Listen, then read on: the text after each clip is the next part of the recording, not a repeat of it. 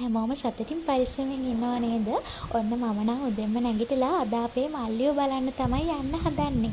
ඉතින් අපේ චූටි මල්ලිගේ බර්ත්ඩේ එක අද. ඉතින් මාත් එක්ක යමු එයාව බලන්න.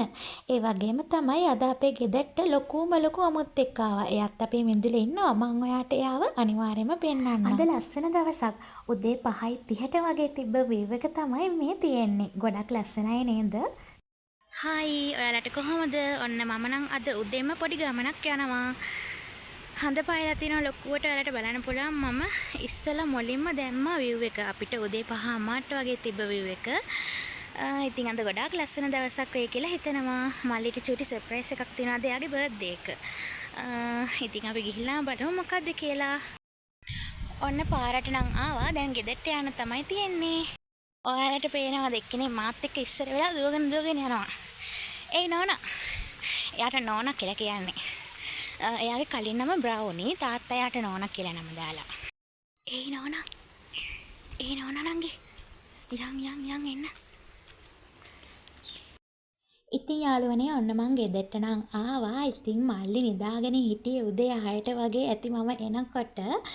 ඉතින් නංගිම එකතු වෙලා ඉක්මනටම එයාගේ කේක් එක එහෙම ලෑස්ති කරලා පොඩි ඩෙකරේෂන් එකක් කරා. හදිසියට ඔක්කොම ඒ කියන්නේ අපිට හදාගන්න උනේ එදා හවස. ඒ කියන්නේ හෙට බර්ත්ඩේ එක නම් අද හවස තමයි ඔක්කොම කරගන්න උනේ. ඉතින් ඒක නිසා වැඩි දෙයක් කරගන්න බැරි වුණා. ඉතින් ඔන්න දැන් මල්ලි නැගිට්ටවගෙන අපි එක්කගෙන ආවා මෙතෙන්ට. දැන් ඔන්න කේක් එක කපන්න හදන්නේ යා. හරි ලැජ්ජාවේ. හරි කටයි ආගේ වෙනදට මේ කෑග ගහ කෝලං කර කර ඉන්නවා. ඔතන ඉතින් ටිකක් ලැජ්ජ හිතිලා මං වීඩියෝ කරනවා කියලා දැකලා පොර. එයා මේ වීඩියෝ කරනකොට මූණ පෙන්නන්න කැමති නෑ කියන්නේ. එයාව දාන්න එපාලු. මට කියනවා එයා වීඩියෝ කරපේවා දාන්න එපා කියලා කිව්වා. ඒකයි මම මේ මූණ වහලා දාන්නේ. නැත්තම් ඊට පස්සේ මට ඉන්න වෙන්නේ නෑ ගෙදර ගියාම. ඔන්න ඉතින් කේක් එහෙම කැව්වා අපිට. ඊට පස්සේ ඉතින් එයාත් කේක් කාලා පොඩි ගිෆ්ට් ටිකක් දුන්නා. අම්මා දුන්නා, මම දුන්නා.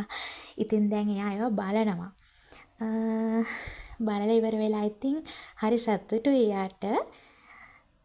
අපිටත් ඉතින් ගොඩාක් සතුටු හිතුණා. මට නම් ගොඩක්ම ආස කෙනෙක්ට තෑගි දෙන්න. ඒ කියන්නේ ඕනම කෙනෙක්ට gift එකක් දීලා මට එන සතුට මට වචනෙන් කියන්න තේරෙන්නේ නැහැ. ඒක මාරම සතුටක්.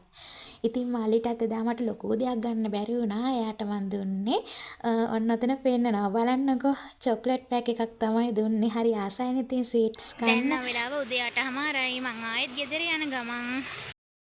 ඉතින් කොන්ක්‍රීට් පාරෙන් ඇවිල්ලා මේ අතුරු පාරට එන්න ඕනේ. අපි ඉන්න ගෙදරට යන්න.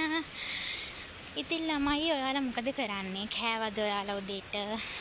මම නම් කිරිබත් කෑවා. කිරිබත් කාලා දැන් යන ගමන් මිකීලත් කෑල්ලක් ගත්තා. එයා ගෙදර.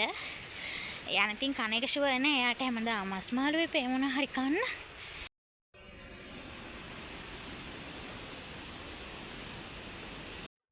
ඔන්න යාළුවනේ මං ගෙදරට ආවා. මේ ඉන්නේ අපේ සුදු මහත්තයයි කළු පැංචායි. මේ දෙන්නා මේ ගෙදර මාමගේ. ඒ කියන්නේ අපි රෙන්ට් එකටනේ මේ ගෙදර ඉන්නේ. ඉතින් මේ මාමා මේ දෙන්නව හදනවා.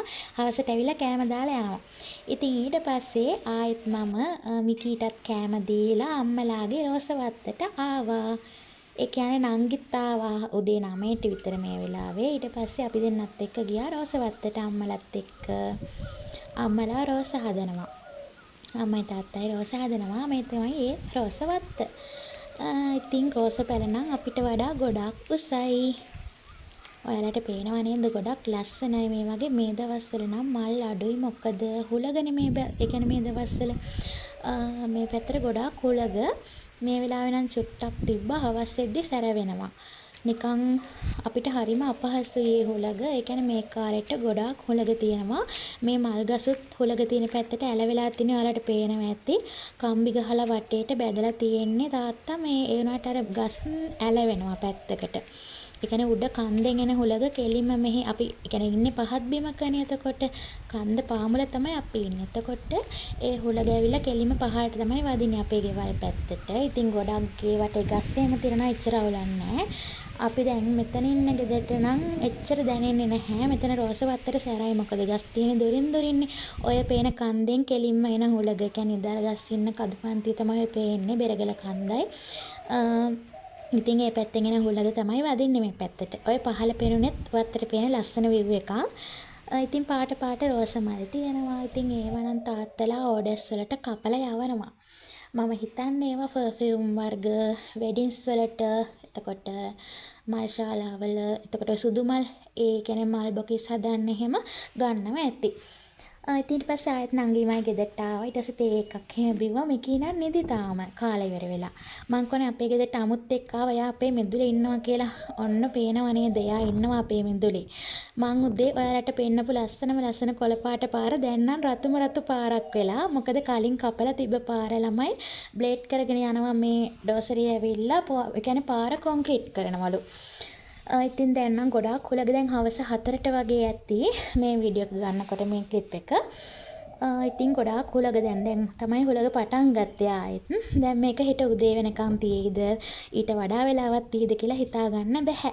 ඉතින් මම නම් ගොඩක් ආසයි ඩෝසර් වලට. ඔයාලත් ආසයිද? ඕන වෙලාවක මට බලන් ඉන්න පුළුවන් එයාලා දිහා. හරිම ආසයි. ඉතින් ඊට පස්සේ ටික රෑ වුණා. ඊට පස්සේ අයියත් ආවා. ඔන්න ඉතින් එයා මට ගෙනල්ලා තියෙන දේ අද. තේ බොන්නත් අරගෙන ඇවිල්ලා. ඊට පස්සේ අපි දෙන්නත් එක්ක රයිස් එකක් හැදුවා. වෙලා යන නිසා දරඩිපෙත් භාගයක් හැදුවා. ඉතුරු භාගෙ ගෑස් එකේ, ඉතුරු භාගෙ රයිස් කුකර් එකේ හැම එකේම උයවුවා. චිකන් එකත් හදලා ඉවරයි. ඊට පස්සේ කන්න තමයි ලෑස්ති වුණේ. රයිස් එකත් අයියා හදලා ගත්තා ඉක්මනට. මොකද හුලගනේ. හුලකට කරන්ට් එක එහෙම යනවා හිටපු ගමන්. ඒ නිසා කලින්ම කාලා නිදා ගන්න එක හොඳයි. මේ දවස්වල වැඩක් කරගන්න විදියකුත් නැහැ හරියට. මම ග්‍රැෆික් ඩිසයින් කරන්නේ. ඔයාලා මගේ කලින් වීඩියෝස් බැලුවා නම් දන්නවා ඇති. ඉතින් ඒ නිසා කාලා නිදා ගන්න තමයි හදන්නේ. මේ තියෙන්නේ අපි හදපු රයිස් එක. එහෙනම් ඔයාලා හැමෝටම සතුටින් පරිස්සමෙන් ඉන්න කියලා කියන ගමන් ආයෙත් ලස්සන වීඩියෝ එකකින් හම්බ වෙමු. ගිහින් එන්නම්. බයි.